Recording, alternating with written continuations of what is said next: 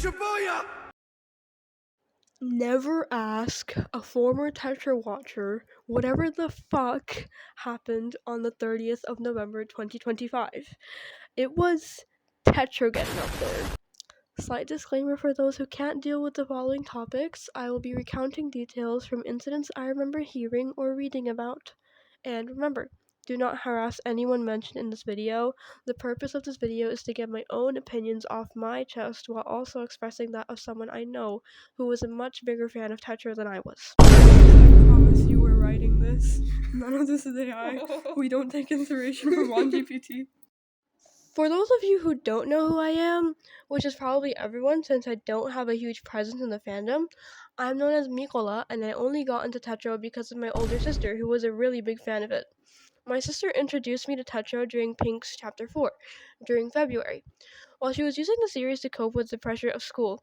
She expressed so much adoration for it that even I wasn't convinced to watch the fifth trial with her. I also developed a liking of the series, and we were both excited for the release of Blue. At the time, we didn't know much better, so we didn't have huge issues with the writing. We also never stirred or got involved with drama in the fandom, so we couldn't pay much attention to those who did speak up about their suspicions or experiences. We also had minimal interactions with the creator, and I never even knew who she was until after Pink had ended. 𝖕𝖊𝖘𝖈𝖊 is the name of the creator and former owner of the project Tetro Danganronpa. Despite learning this late, we felt excited to see the answers to questions that the creator would give every day, as these characters became dear to us. In fact, my sister was planning on auditioning for a role as the extras in the Tetro White promotion videos, which I encouraged because she seemed excited for a chance to meet the creator. We know the AI allegations may have started earlier, but we heard they only came from Tetro Twitter, which we figured was one of the least trustworthy sources due to the diabolical accusations that came from it left and right. Besides, we heard that Vaughn was legally blind, and wrote off the mistakes people spotted as a result of it. Come the last day of November, I woke up to find my sister sitting with her computer and a lot of news waiting for me with her as the messenger. It started as being something horribly hilarious, only knowing about the leak of Tetro Blue's death order. However, we then saw Vaughn's temporary announcement post of Tetro being basically cancelled. While the post was up, we found the document compiling a whole lot of evidence of Vaughn's use of AI for her sprites and other work. The document should be linked somewhere around this video. Either way, I took Vaughn's post as an implied admission of her use of AI and or confirmation of the truth of the leaks. My theory was only solidified when the post was taken down. Between the both of us, I was the one who could access Twitter, so I served as a messenger of the next leak that started coming out about Tetro Blue. To say we were disgusted and confused is such an understatement. What with all that came out not being verified as true or false, and the fact that some of it could be true was chilling. Until then, we had no knowledge of Vaughn's actual actions, behavior, or true character, as we hadn't seen the voice actors come out with their own stories. So when we started hearing about the NDAs being voided, we came across the posts of voice actors we followed and heard from them about Vaughn being unprofessional, at the very least. Our findings about her only gradually got worse from there, as it took us days to hear of more incidents some staff and fans had involving Vaughn. So while my sister caught up with Chapter 3 to confirm what the fandom said about it, involving the torture porn and character assassination, I stayed out of the situation since I had stopped expressing my interest in it since the death order and other such leaks. Thanks to her recount of the chapter's events, I could develop my own criticisms on the writing, and we could start from there in figuring out what the common flaws were in Vaughn's writing, not only in Blue but in Pink. I will be getting to my gripes about the writing later. Circling back to the AI allegations, or allegations in general, we are going to talk about the many complaints her writing had faced. The first one being misogyny. The root of the problem started at the death order. At first, it seemed like a baseless accusation just from the deaths of female characters in Pink being more than males. I didn't take it very seriously because it was from Tetro Twitter, which again I did not trust, and since the deaths made sense to me. However, I was convinced when I heard the news about the difference between two characters in Blue. Shizukura Osamu killed Kumada Erina and barely got maybe a day of backlash for it. Again, I did not watch the chapter. While Yokoi Ruka, who only tried to kill 𝖉𝖆𝖊𝖍, got worse treatment for it. Not only was it out of character for the both of them, it added onto the character assassination aspect and really highlighted Vaughn's mistreatment of her female characters. 𝖍𝖆𝖊𝖍 is also a prime example, being one of the characters who was consistently lashed out at or downplayed by other characters, though Hirose's voice actor revealed Vaughn's dislike of 𝖍𝖆. Now we come to racism. Tetro Danganronpa Blue had a character, Tsukigata Hideyuki, revealed to actually be named Matthias de Klerk. The first aspects of his backstory were revealed through Morning Games in Chapter 1, that Matthias was illegally living in Japan and facilitating the trade of illicit and illegal substances. During the first game, after finding out the former fact, 𝖒𝖚𝖈𝖘 kept threatening Matthias with reporting him and getting him deported. During the second game, known as Voter Game, 𝖒𝖚𝖈 had shot a snarky comment at Matthias, which was, "Pretty sure you need to be a citizen to vote," after Matthias had hesitantly voted for him to be punished. Vaughn had answered some questions about his life in Belgium after this, one of them being where she'd revealed he was from Liège. In Chapter 2, Kumada Erina insulted 𝖒𝖚𝖈 heavily, and 𝖒𝖚𝖈, in turn, to hurt Kumada's security in having a team, leaked information about Matthias that was given to him.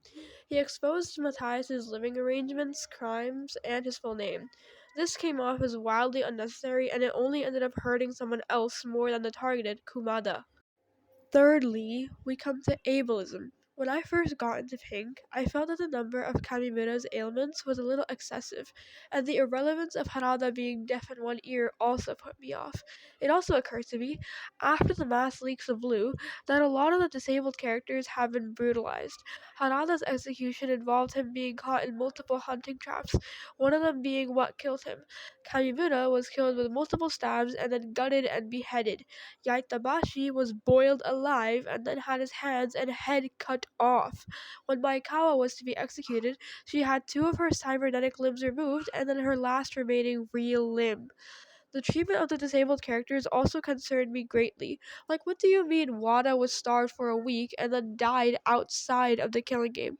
What do you mean Ojima not only harmed himself by picking at his stitched wound, but also was taken advantage of to become inebriated? What do you mean 𝖒𝖈𝖊𝖍𝖐 and 𝖒𝖚𝖈 went through 10 minutes of shock therapy each? Why did 𝖒𝖚𝖈's execution take advantage of his need to gain permission to eat instead of being related to his ultimate talent?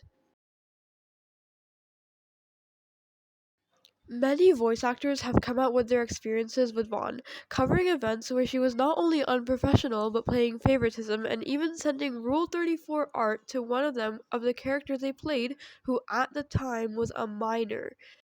Skylar, or the voice of Dr. Khan, has revealed tons more evidence or has given lots more testimonies on things that Vaughn was accused of or has actually done. And one of them, for some reason, was a dick ranking of her underage characters who were 17. I'm not going to find any information on that because, first of all, like I said before, they're 17. This is fucking weird.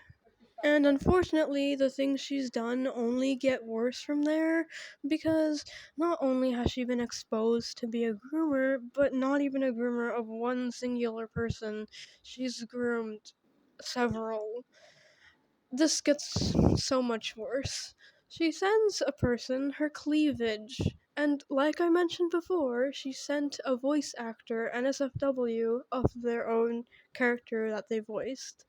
And for those of you who don't know, it's Pancake King, or Hiroaki Nakamigawa's voice actor. I don't know what Vaughn was trying to do here.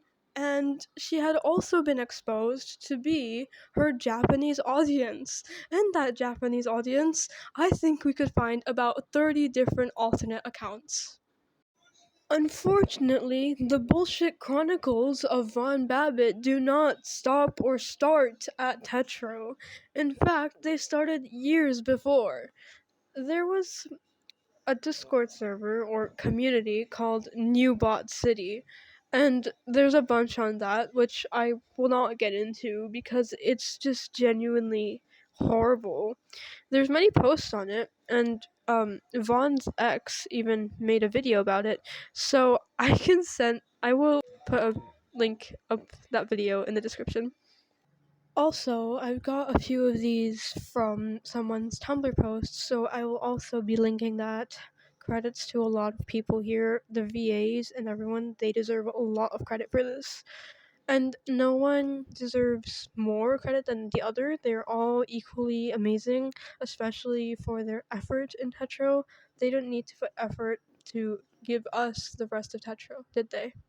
Now, if I were to shit on all of Vaughn's writing, we would be here until every single leak of White would be released. So unfortunately, I can't keep you guys here for that long. However, there's one very major problem, and that was screen time. I'm gonna remind you, Tetro Pink and Tetro Blue and Tetro White, or Tetro White, supposedly Tetro White, they all had 16 students, or 16 members of the cast, or the main cast. And I guess you could add more into there for staff side, but they all were given horrible screen time. Fine, fuck the way they were written, but the screen time was actually horrible. There was a counter of it. I probably will put a picture of it, but 𝖱𝖈𝖊𝖈, she only got 24 episodes. And I mean, maybe that's pretty big for a character like her, because she was the first Blackened. But then you look back on all the episodes we've got, and Blue, if you compare it to Pink, Pink had really short episodes, which were about a minute. I'm not sure what the longest was, but that was probably a trial, which was over an hour. Anyways, Blue's episodes, they're really dang long. So it makes you wonder, how could Ono not get fit into many of them? How could Akiba not get fit into any of them? The first victim and the first Blackened. So many episodes, and they're all so long. Yet, even if they are in the episode, they get like, I don't know, 2.5 seconds of talking? 2.5 seconds of mention? And then, as you progress on with listening to the audio drama, oh no, her backstory is actually crazy. She has a daughter, and she's only 17, so that probably means she had the daughter by 14. It just makes you so lost, because Ono got swept under the fucking rug. Not even swept, just stuffed under there, never to be seen again. It's the screen time is actually stupid, like really fucking stupid. And then the mention, you're going to look back on chapter 5, Tei's character gone with the wind, and then Akiba, Ono, Ogura, Nishiguchi, where are they? Did they matter? So he's dead. Ikeda, he's dead as well, but he actually matters because poor Tei can't stop hallucinating him. What the hell? Oh my god. Vaughn, was this the AI or was this you? You really have to ask, was this Vaughn or was this the AI? And then it's just not okay. What? It's not okay.